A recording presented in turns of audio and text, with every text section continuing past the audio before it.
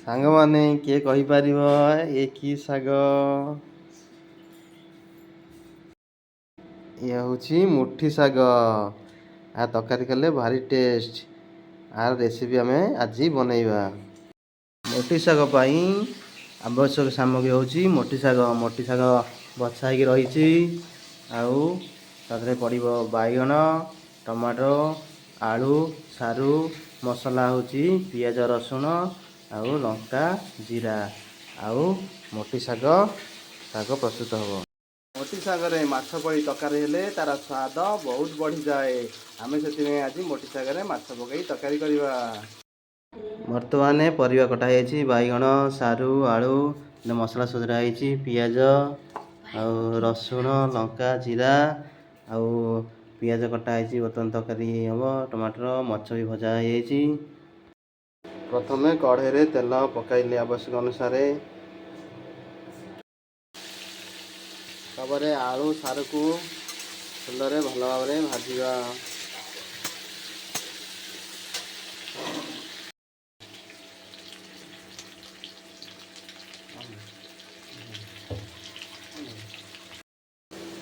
ତାପରେ ଆମେ ଆଳୁ ଆଉ ସାରୁକୁ କାଢ଼ିଦେବା। ଭାଜି ହେଇ ଆସିଲାଣି, ଗୋଲ୍ଡେନ୍ କଲର୍ ହେଇଗଲାଣି ଆମର।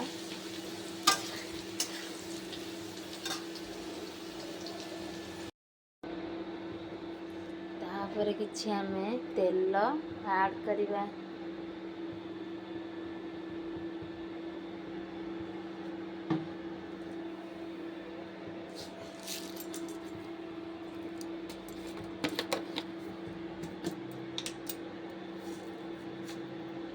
ଆଉ କିଛି ଫୁଟଣ ଆଡ଼୍ କରିବା।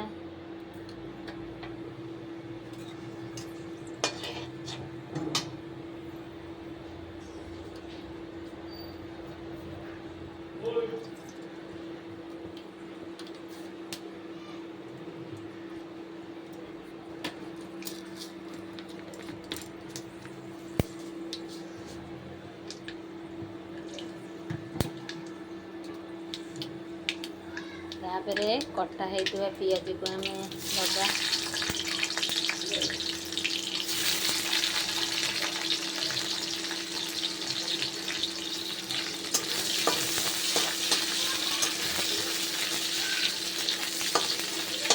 ଗୋଲ୍ଡେନ୍ କଲର୍ ହେବା ପର୍ଯ୍ୟନ୍ତ ଆମେ ତାକୁ ଭାଜିବା।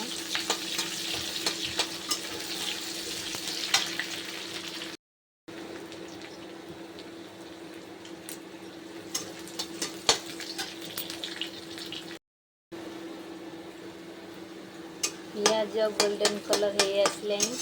ଏଥିରେ ଆମେ କାଶ୍ମୀରୀ ଚିଲି ଆଡ଼୍ କରିବା, କିଛି କଲର୍ ଆସିବା ପାଇଁ।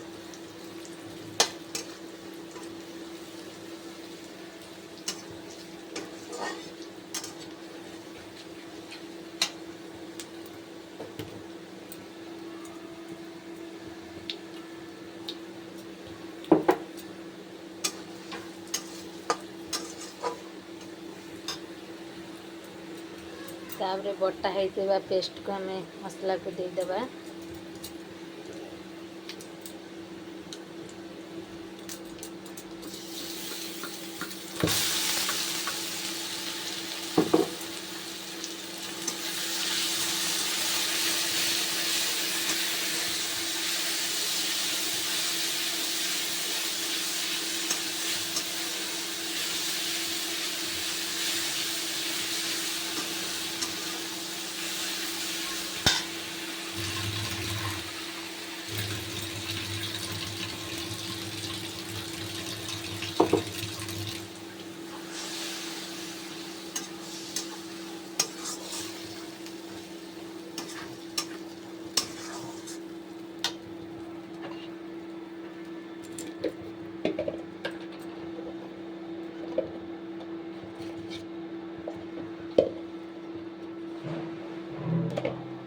ତାପରେ କିଛି ଆମେ ହଳଦୀ ଆଡ଼୍ କରିବା ମସଲାରେ।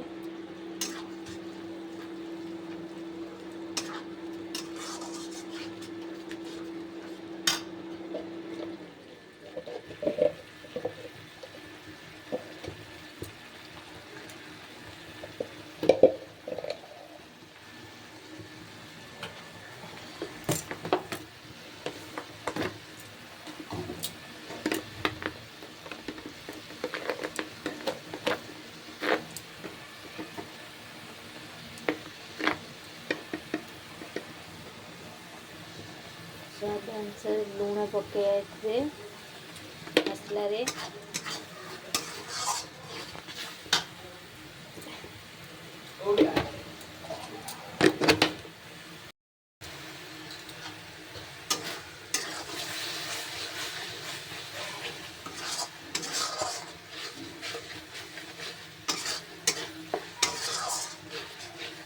ମସଲାଟାକୁ ଆମେ ଭଲ ଭାବରେ କଷିବା, ତା କଞ୍ଚା ଅଂଶ ଯେମିତି ରହିବ ନାହିଁ, ଆଉ ତରକାରୀଟା ବହୁତ ସ୍ୱାଦ ହେବ, ସ୍ୱାଦିଷ୍ଟ ଲାଗିବ।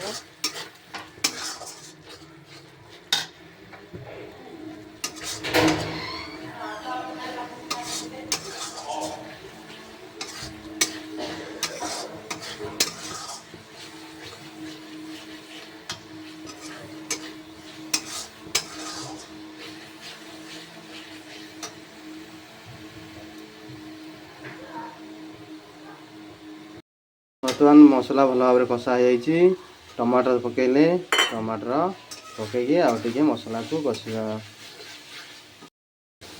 ତାପରେ ଆଳୁ ସାରକୁ ପକେଇବା, ତାକୁ ଭଲ ଭାବରେ କଷିଦେବା, ଆଡ୍ କରିଦେବା।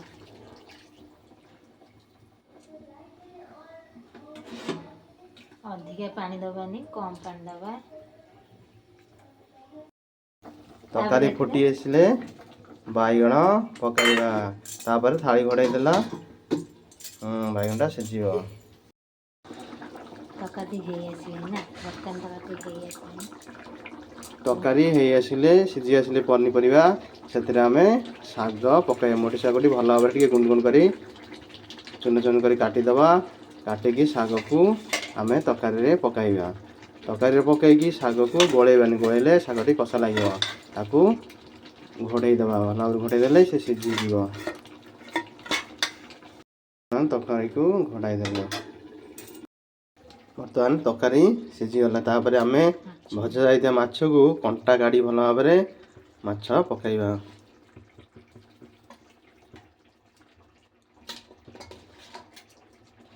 ମାଛ ପକାଇ ତରକାରୀକୁ ଗୋଳାଇକି ଦେବା, ଆଉ କିଛି ସମୟ ବସିଲା ପରେ ଆମ ତରକାରୀ ପ୍ରସ୍ତୁତ ହେଇଯିବ। କିଛି ସମୟ ଫୁଟେଇ ଦେବା, ତାପରେ ଆମର ମୋଟି ଶାଗ ତରକାରୀ ପ୍ରସ୍ତୁତ। ବର୍ତ୍ତମାନ ଆମ ମୋଟି ଶାଗ ତରକାରୀ ସମ୍ପୂର୍ଣ୍ଣ ଭାବେ ପ୍ରସ୍ତୁତ ହେଇଗଲା। ଆପଣ ଏଇଭଳି ଭାବେ ମୋଟି ଶାଗ ପ୍ରସ୍ତୁତ କରିବେ ତରକାରୀ, ଆଉ କେମିତି ଲାଗିଲା ଆମକୁ କମେଣ୍ଟ ମାଧ୍ୟମରେ ଜଣାଇବେ। ଧନ୍ୟବାଦ।